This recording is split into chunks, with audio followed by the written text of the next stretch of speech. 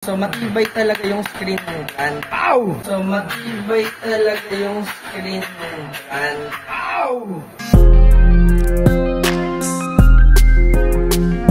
Hello again everybody, welcome again to another episode of Random Vlogs. And this time, nandito po tayo sa, anong store to? Bytematic po, Robinson General 3. Okay, Bytematic dito sa Robinson General 3. Kasama natin si Kuya Will J. At makikilala niyo sa atin itong pinaka mga bagong models ng Honor smartphones dito na ito nga, nakadisplay ngayon dito sa tabi namin. So, bago po tayo mag-ito yung lecture, subscribe po lamang dito sa Random Vlogs.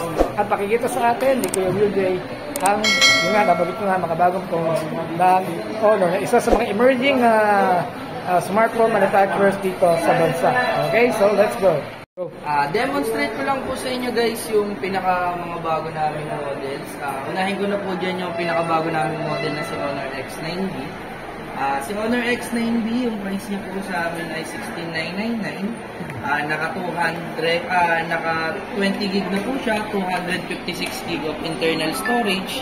And then, naka Qualcomm Snapdragon 6 Gen 1. So sa kanya, ito yung isa sa pinaka the best namin na smartphone sa ngayon kasi mura yung price niya, mid-range lang po siya, pero yung tinatapatan niyang specs is nasa high-ends na po ng other brand.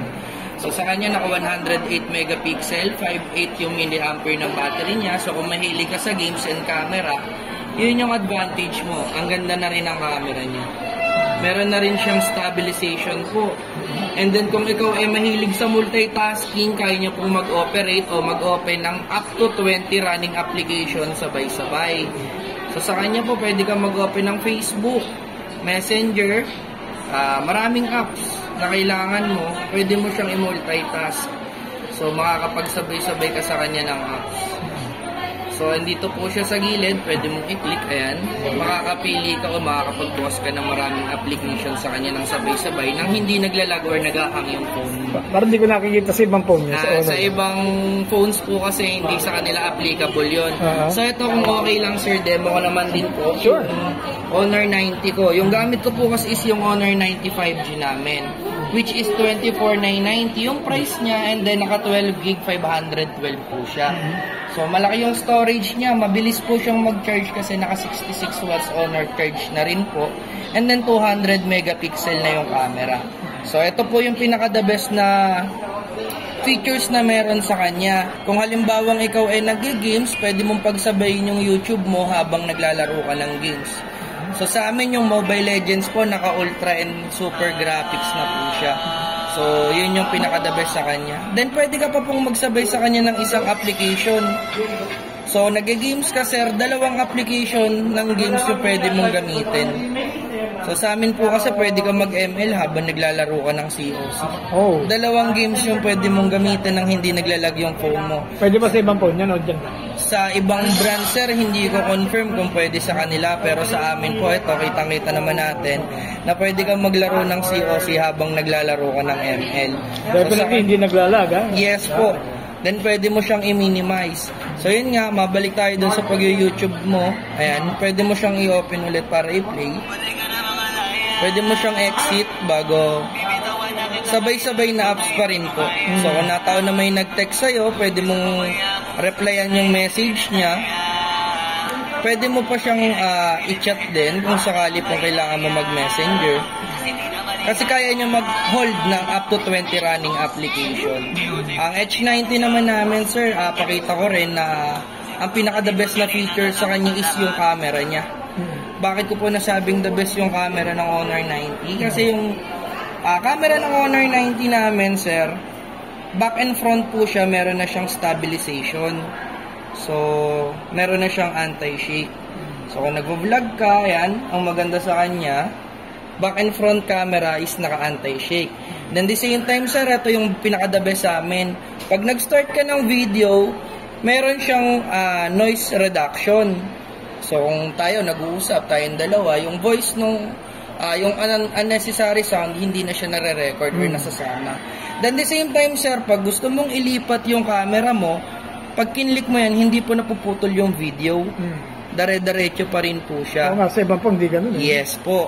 Then, meron din po siyang features na multi-video. Yan, isa rin yan sa the best features. Meron yan, pa-vlog. Yes po. Meron na rin siyang built-in sir na mga scenario then story mode. Meron na rin po siyang solo cut mode. Yung solo cut mode namin sir yung the best. Pa-check ko lang din sa'yo. So sa kanya po, pag nag-tap ka ng object, then nag-take ka ng record, siya yung sinusundan ng lens. Sa one take mo ng video sir, dalawa yung nare-record niya.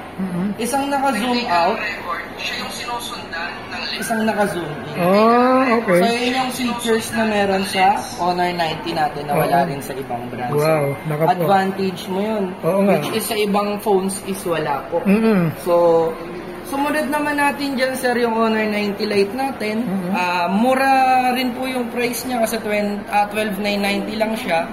Naka 8256 na po and then naka-gaming processor. So, MediaTek Dimensity, 6020 na po siya. 5G na po yan. Then, naka 100 megapixel po yung camera. Sunod naman natin dyan, sir, ito po, itong ating Honor X7A. Yan po si Honor X7A natin na naka 6,000 mAh battery. Then, maubos yan. Yes po, sir. Matagal siyang malobat. Then, mabilis na rin po siyang mag-charge. Ito yung pinakamabilis sa amin, sir. Kasi, lalo na kung budget-friendly lang yung hanap, mga below 10,000. Ilang watts ang charger?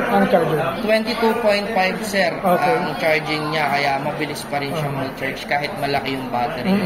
Then, meron kaming pinakabagong lalabas na unit sa ngayon. Ang pagkakaalam ko po is yung Honor X8. So, kailan lalabas yun? Wala pa siyang official sa amin sir Hindi pa rin namin alam yung price and then sa namin, ang alam ko kasi nakikita ko lang din po sa mga nagagawa ng mga vlogs sa YouTube, may bago kaming palabas na unit. Okay, paglabas na puntahan kita. Yes po, abangan yan, bagong unit. Alright. Pero alam ko strong voice ng Honor, yung glass niya, balita ko Ito po, pakita ko na lang din sa inyo. Huwag mo nabalibag. Ito yung highlights namin. So, matibay talaga yung screen ng brand. Ang advantage mo kasi sa kanya, yung screenshot ng Honor is made by Knocking. Hindi po maglalagay ang isang brand na kinakatok yung screen sa screenshot kung nag-worry yung brand na baka may makalog or may mabasa. Yun yung pinaka-advantage na features ng screen namin. So, pag nag-take ka ng screenshot, pakatok talaga. Pakatok talaga, pero then pwede mo siyang i-customize din po. Would you recommend na ganun kalakas na ba ganun? Di naman.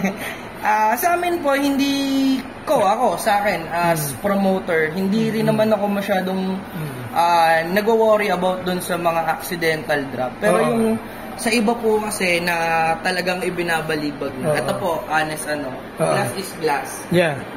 Nasa pag-iingat pa rin yan ang gumagamit. So, be wise sa paggamit ng cellphone. Huwag niyo siyang sadyain o ibalibag talaga. Kasi syempre, binili mo ng mahal yan So, yung paggawa, yung purpose ng reinforced glass niya, in case lang na bumagsak. Yes po. Hindi dahil sa drop yun. Hindi mo siya yung ibinabalibag. Hindi mo yung durability test. Pero sir, kung compared lang naman din sa other screen or other brands, lamang ka talaga dito. Kasi kami sir, proven and tested namin yung brand namin.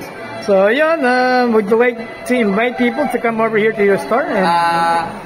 Punta po kayo dito sa amin sa Bytematic Robinson Gentry. Hanapin nyo lang po ako, Will J. Mark Ersando, promoter po ng Honor. Dito po sa amin sa Bytematic, ang maganda po dito, nagbibigay po kami ng mga freebies, application, promotion, mga discount, lalo-lalo na sa mga customer namin.